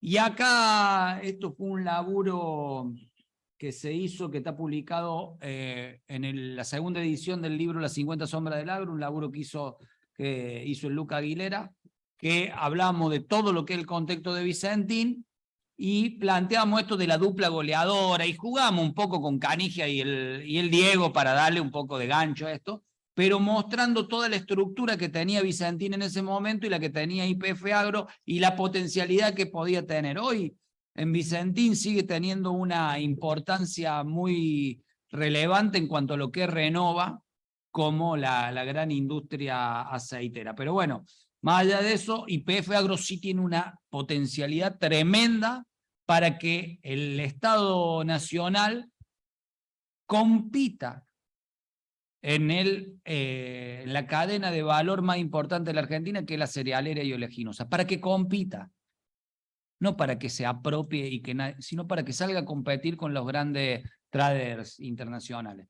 Y en un rol de competidor, el Estado compitiendo. YPF hoy sería el Estado pudiendo comprarle los granos, pudiendo agroindustrializar los granos, pudiendo venderle los insumos, pudiendo desarrollar y ser un actor en ese lugar. Bueno, acá les mostramos un poco de lo que venimos haciendo en cuanto al desafío del Plan Argentina Productiva y Sustentable. Esto es ganadería en zonas áridas. Acá pueden ver que es tecnología de punta. Esto es ecógrafo, inseminación artificial. Esto es una locura. Les cuento cómo funciona. Son asociaciones y cooperativas de productores ganaderos de la zona cordillerana, y el equipo del Centro de Estudios Agrarios, junto con otros profesionales que se prenden y que se animan a esa locura de llegar a esos lugares que en el medio de la cordillera, a asesorar y asistir a los productores, a cambio no de dinero. El mercado los tiene excluidos. Una práctica de esto de un profesional debe estar costando hoy 100 lucas más los viáticos de llegar hasta el lugar donde tiene que llegar. Nosotros lo hacemos a cambio de un buen asado y unos vinos con soda, y de disfrutar de la construcción de una comunidad organizada con estos productores que te brindan la casa, que te brindan los paisajes hermosos que tenés en esos lugares donde viven. y vamos llevando el conocimiento de punta que tenemos. Esto es el ejemplo del tambo huercio que les conté recién. Esto es en San Luis, la Crisálida se llama, ahí se labura bastante con la comunidad local en la zona de Quine y Luján al norte de San Luis, casi pegadito con Córdoba y La Rioja. Es dificilísimo producir en ese lugar por y se le mete, y acá lo que se trabaja fuertemente en todos estos lugares. Estas son las federaciones de cooperativas que el FER labura mucho ahí. Acá está la cooperativa del Chañar en General Alvear, la cooperativa La Línea, frutícolas, apícolas. Esto fue con pymes, este laburo organizando con pymes. Hay alguna de Cuyo y de otro lado que se organizó la compra de vidrio, ¿cómo se llama? Insumo infundido que lo manejan 2 o 3 y bueno, se hizo todo un laburo porque el precio te lo ponían y te mataban, y además no solamente que te mataban, sino que no había, le entregaban a las grandes bodegas y a los pequeños, a las pymes no. Esto en Misiones, una cooperativa ganadera que hace silvopastoril, sistema silvopastoril. Esta es una cooperativa de yerbatera en Misiones. Bueno, básicamente, ¿qué es lo que se hace y qué es lo que estamos tratando de hacer? Me faltó La Rioja, me faltaron los santiagueños que no me mandaron fotos, entonces ya los mando al frente, que no me quisieron mandar fotos. Lo que se hace es trabajar los productores y la comunidad organizada, o sea, es decir, el productor y la comunidad que vive ahí, lo vinculamos con los profesionales graduados de la universidad para hacer muchas veces pasantía con estudiantes, con trabajo voluntario, y tratamos, esto es también porque es parte del sueño que uno tiene y por lo que lucha todos los días, de generar otras mediaciones en las relaciones sociales, que no sea solamente tratar de ganar la mayor cantidad de plata posible, tratar de sacarle al productor lo más que puedo, y tratar, o sea, y ganar más dinero, sino que haya otro tipo de relaciones. Esto es más utópico, pero no quiero perder en lo lindo y en lo bonito que tiene esto, la centralidad de lo pragmático que tiene que ser un programa de gobierno agroalimentario productivo sustentable, federal inclusivo, en el cual proponemos que se promueva la producción alimentaria extrapampeana, que se promueva la agroindustrialización y la industrialización, los polos tecnológicos, la red de abastecimiento, que se genere más producción, más trabajo y que se liberen saldos exportables para aumentar los derechos de exportación en la Argentina. Ese es el programa que estamos proponiendo y que estamos discutiendo y dispuestos a debatirlo con el Consejo Agroindustrial Argentino, con los candidatos de Unión por la Patria, y tratar de llevarlo adelante para hacer una Argentina grande como San Martín soñó. Ah, viste, cerré con la marcha, cerré con la marcha.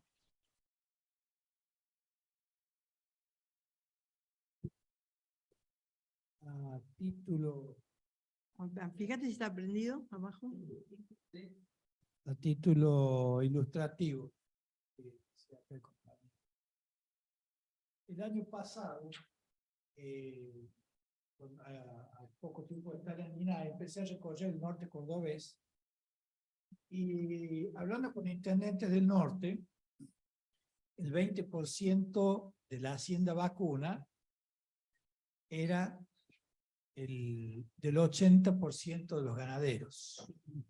Inversamente, el 80% de la hacienda vacuna era del 20%.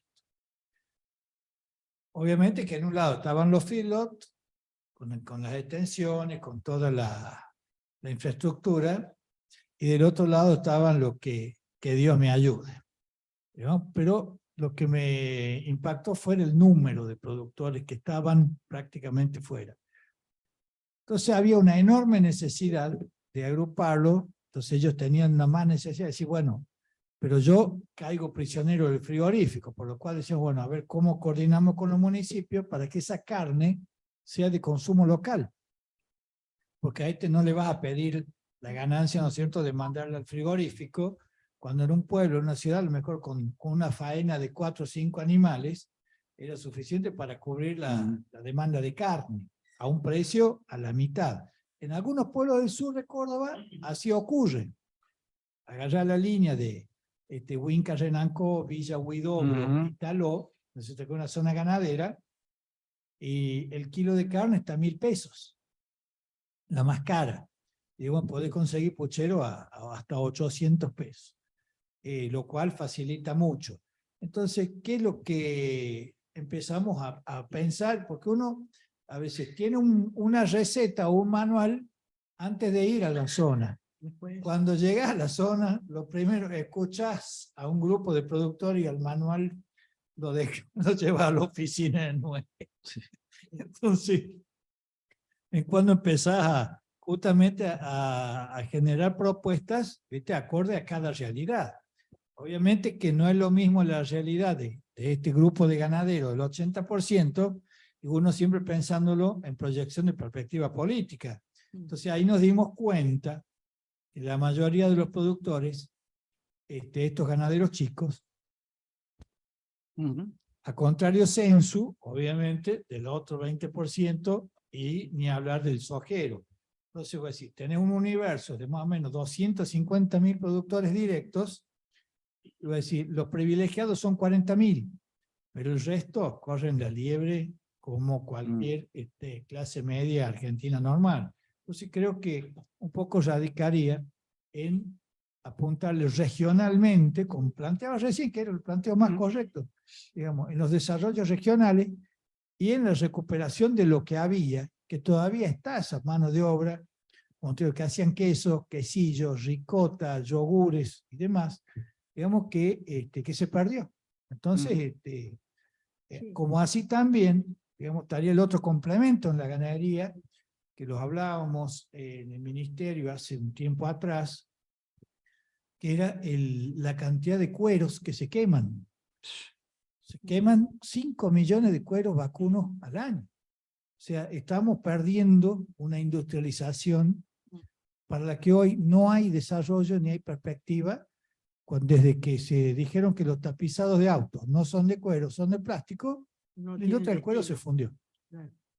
Entonces, quizás son algunas otras cuestiones que también tendríamos que debatir. Lo que decías, comentaba Pedro, una de las discusiones cuando se entró la discusión, digamos, del desarrollo del tema de cerdos, con la posible inversión china, que empezamos a discutir si eran megafábricas, si no eran megafábricas. La discusión fue por el lado de las megafábricas, no fue por un lado de una racionalidad en el desarrollo. Pero nosotros lo que veníamos viendo, con Mati, con algunos compañeros más, es que en realidad lo que conviene en el desarrollo es que sean cuencas, que sean pequeños y medianos productores en una zona que es una cuenca, que tiene un frigorífico, no 10 frigoríficos en 10 municipios, un frigorífico, un centro de genética, y todos los productores adheridos a esa cuenca, con cantidades de animales que sean sustentables, que digamos que tengan en cuenta el tema del medio ambiente. O sea, a lo que vos decís, a lo mejor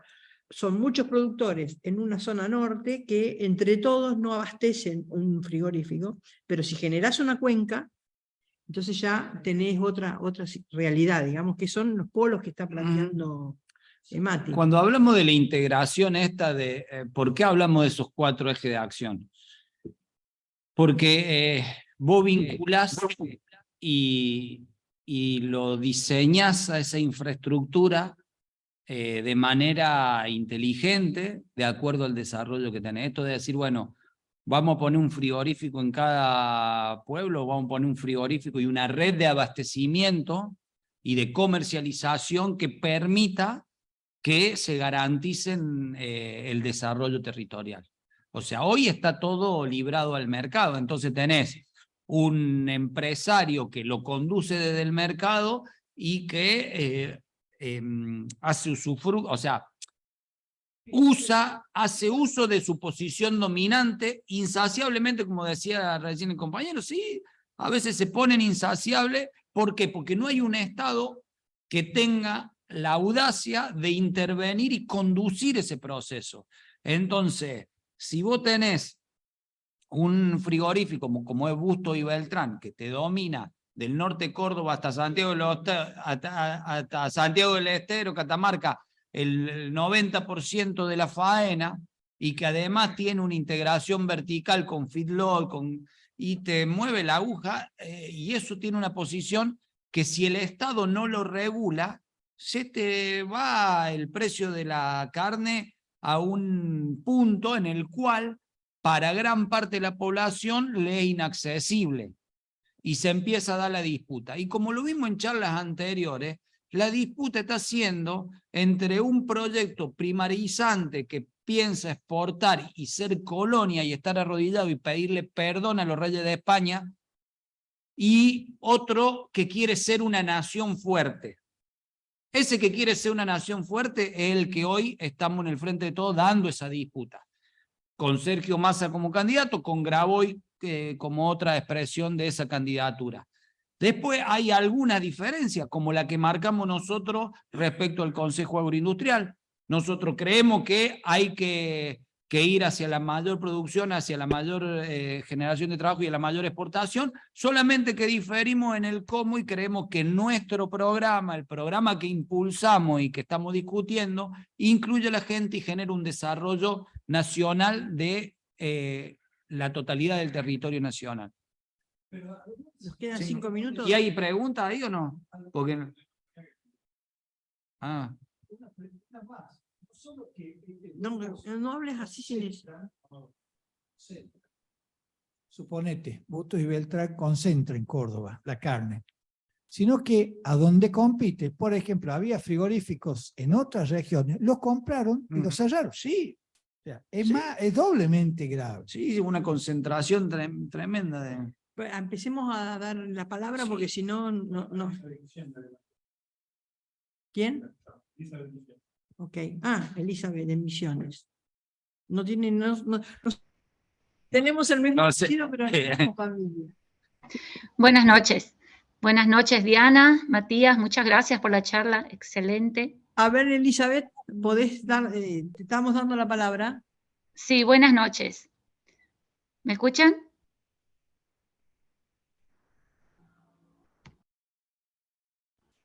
¿Me escuchan ahí?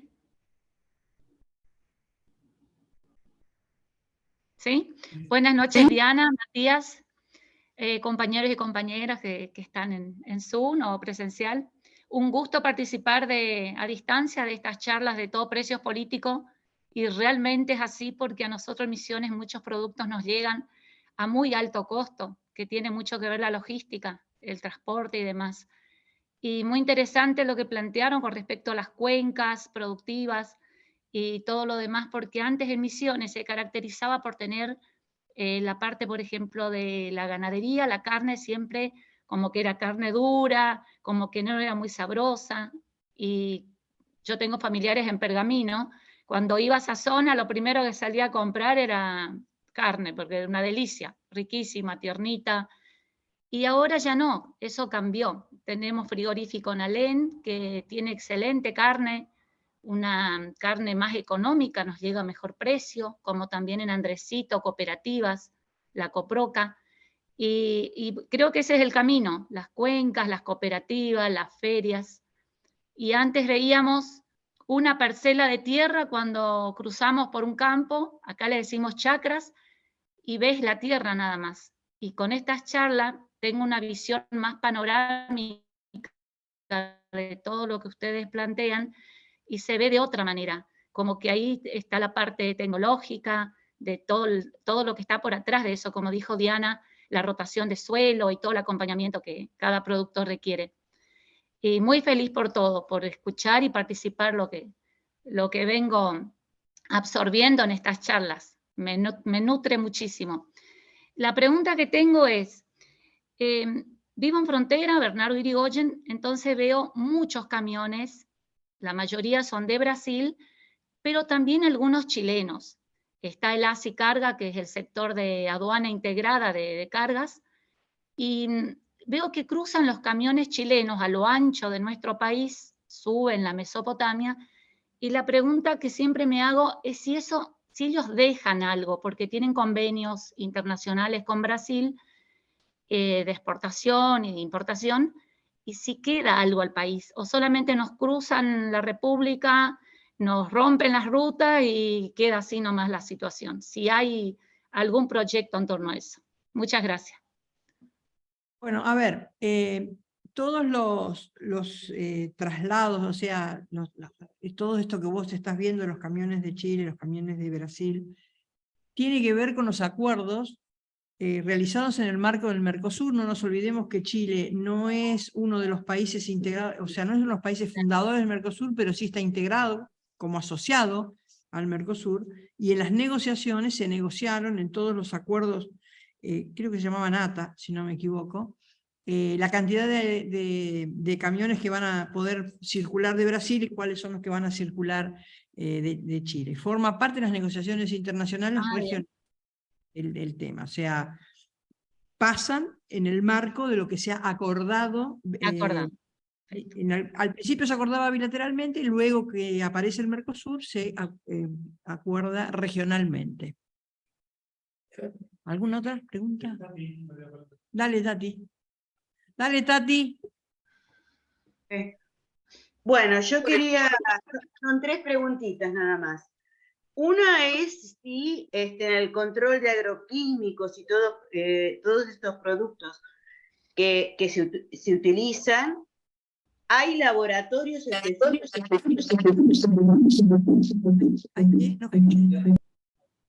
Sí, ¿se me escucha? ¿Hola? Quería saber si la entrada de los productos agroquímicos, de distintos fertilizantes, insecticidas y demás, existen laboratorios estatales para el verdadero control. Esa sería una. La segunda es, a mí me llama la atención el precio de la comida, porque por mi DNI he pasado, digamos, muchas misiaduras. Encima una familia, éramos 6 integrantes de familia, y a veces me hago el planteo que si tuviera que alimentarnos, no alcanzarían los sueldos. Incluso acá tengo un libro de Blanca Cota que se llama Recetas para llegar a fin de mes, del año 91, donde se usa carne vacuna, se usa matambre, milanesas como para hacer comida económica, tarta de brócoli y 50 o 100 gramos de queso de rallar. ¿Qué es lo que hace que la comida sea tan diferente? Y otra pregunta es si existen tierras fiscales que podrían utilizarse para alimentar a la población, ya sea en los colegios, en lugares o para las mismas comunidades, porque la cantidad de desnutridos, principalmente niños, no hay antecedentes, y estoy hablando desde los años 70, 60 y pico, 70, no hay antecedentes en niños en la cantidad de desnutrición que hay ahora. No se escucha. A los agroquímicos están regulado el ingreso y la producción en Argentina. El SENASA tiene un laboratorio central al cual se mandan productos, pues se hace toda la parte de calidad, y hay un plan que se llama Plan CREA, que es de vigilancia. Se retiran muestras a lo largo del año en distintos productos de frutas y hortalizas, y se hacen los acuerdos, digamos, los análisis, perdón, para detectar si la producción, la aplicación de agroquímicos está respondiendo a las normativas que dicen cuál es el límite máximo de residuos. Eso no resuelve el problema completo. O sea, el problema completo, en mi visión, es que tenemos que sentarnos a discutir todos, o sea, el gobierno nacional con los gobiernos provinciales, porque en realidad vos podés arreglar una parte, pero si no hay un control sobre la aplicación, sobre cómo se aplica, en qué momento y quién lo aplica, claramente tenemos una plata muy floja en materia de agroquímicos. Eso por un lado. La otra era el precio de la comida. El precio de la comida tiene que ver con lo que venimos en todas estas charlas, Tati, y es la concentración de las cadenas de comercialización. Cuando vos tenés posiciones dominantes de la concentración de la cadena de comercialización, ahí está uno de los números que me acuerdo, es la producción y comercialización de azúcar, tiene una concentración del 81% en 3 empresas, son las que fijan el precio de mercado, independientemente del costo, y les digo, prueben ir a un supermercado en la zona sur de la ciudad de Buenos Aires, compren un producto, una marca, vean el precio, crucen el riachuelo, mismo supermercado, mismo producto, misma marca, es más bajo. Porque en realidad las cosas se están vendiendo por un costo de oportunidad. Vendo en el barrio donde sé que me lo van a pagar, lo vendo más caro porque lo van a pagar.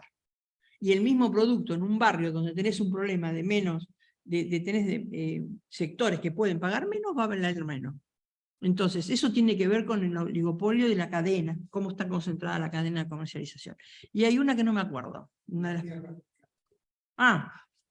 Tierras fiscales hay, no hay en cantidades.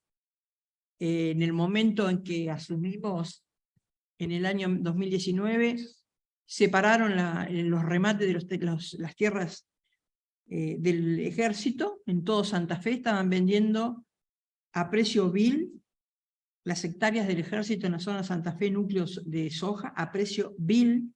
Cuando digo a precio vil, además, la empresa que estaba comprando había pedido un préstamo al Banco Nación para comprarlo, o sea, no solamente que no tenía la plata, sino que le dábamos la plata para que compre a precio vil en la zona núcleo. Bueno, eso se cortó todo.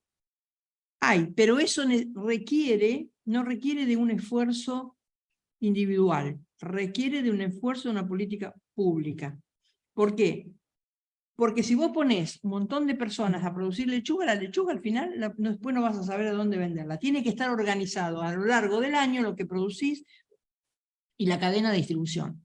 Porque si no, lo que estás haciendo, si vos dejás que el productor haga lo que puede solo, lo tenemos en cosas como, por ejemplo, en un momento determinado los arándanos en Argentina comenzó a subir la producción de arándanos porque se exportaba a Estados Unidos, después en un determinado momento era demasiados arándanos, no sabíamos qué hacer con los arándanos. O sea, tiene que haber una organización, una planificación a lo largo del año para poder hacer el uso, especialmente si son tierras fiscales. Así que sí hay, pero requiere una política pública activa en ese tema, Tati. No sé si... Como usted diga, si usted está diciendo que cerramos, No, cerramos. cerramos porque veo a gente que se nos está quedando azul, porque acá está medio fresco, hace frío, entonces antes de que se nos quede en cubito, vamos a cerrar. Les agradecemos a todos los presentes, les agradecemos a todos los que han escuchado. Esta es la última charla, esperamos haber cumplido con las expectativas de todos los que trataron de escuchar, ni bien después la tengamos ya colgada. Vamos a pasar el link para los que quieren revisar o los que no la pudieron ver, lo pueden ver. Así que buenas noches. Gracias.